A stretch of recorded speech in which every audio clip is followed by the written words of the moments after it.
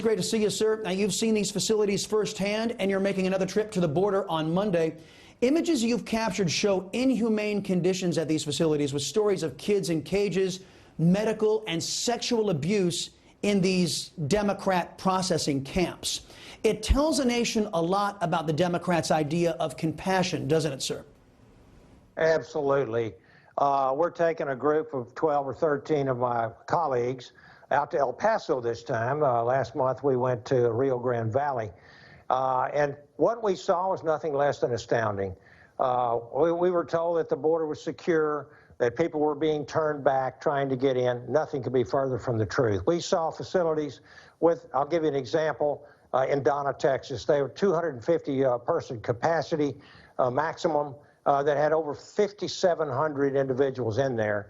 It's child abuse, pure and simple. And you know, Chris, we've seen the two little girls that were dropped from a 14-foot wall. We heard about the that's by the coyotes, the human traffickers, by the way.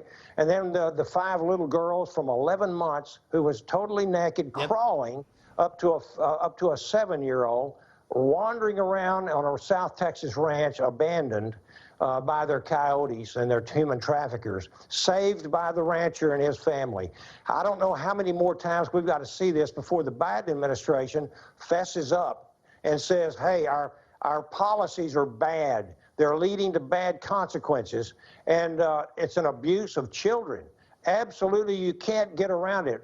And they've pulled $2 billion out of the COVID funding and for public health care, and sent that to take care of the so far 44,000 unaccompanied minors that have come across the border to care for in these facilities. So during a pandemic, I might add as well. So all of this is created by these terrible policies of the Biden administration. And thank goodness for Newsmax and for you, Chris, for showing exactly what these Democrats are capable of, the hypocrisy, the identity politics, and the total and absolutely ignoring the terrible things that are going on with that their policies are causing. Outright racism. Right. And I'm sorry to say, but this is the Biden administration. Yeah, Congressman, these socialists, Congressman, these socialists are harming illegal aliens and the American people alike. According to Customs and Border Protection, number of illegal alien apprehensions hit a 21-year high in April. More fentanyl has been seized in 2021 in the first few months of the Biden administration than all of 2020 combined. Biden's border crises only seem to be getting worse, and because of the aforementioned press, we're not getting the full scope because they're all covering for the debauchery of these socialist Democrats. No question about it.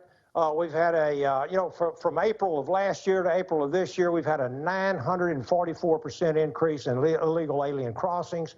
What you just said about the fentanyl coming across just the last few months, that's up 233%. I'm a dentist, and I've got a medical background. I'm a healthcare provider. Fentanyl is an extremely dangerous drug, and it's going up in droves coming across this border because the cartels have been empowered by the Biden administration. 70,000 plus Americans will die of drug overdoses. Fentanyl is one of the biggest culprits. It's coming across the southern border. Most of it's made in China, and you know, they just seem to not care about that in the Democratic Party. And the grand scheme and the grand strategy, I think, is to enable thousands of new illegal aliens to come across and franchise them so they become a voting bloc for the Democratic Party. That's the grand strategy, and they will have a permanent majority. I think there's no other way you can comprehend what they're doing without knowing that that's what's happening. What's more disturbing about the open racism of the Socialist Democrat Party is their anti-Semitism, and this divides the Democrat Party from their anti-Semitic wing and traditional Democrats who are not Jew haters. Why is it that Nancy Pelosi and Chuck Schumer allow their own members to escape ethics investigations when they're out there on record saying clearly anti-Semitic things, while our allies Israel are under attack by radicalized Islamic terrorists? Because they're afraid of the squad. the radical wing of this Democratic Party is what is in control of this this regime. I hate calling them a regime, but the Democratic Party and their majorities, especially in the House, it's incredible the anti-Semitism that we're seeing when we've had an attack of thousands and thousands of rockets that have been unleashed by Hamas onto the Jewish state of Israel, our greatest and best ally in that whole region. And this is another policy. Bad policies have bad consequences.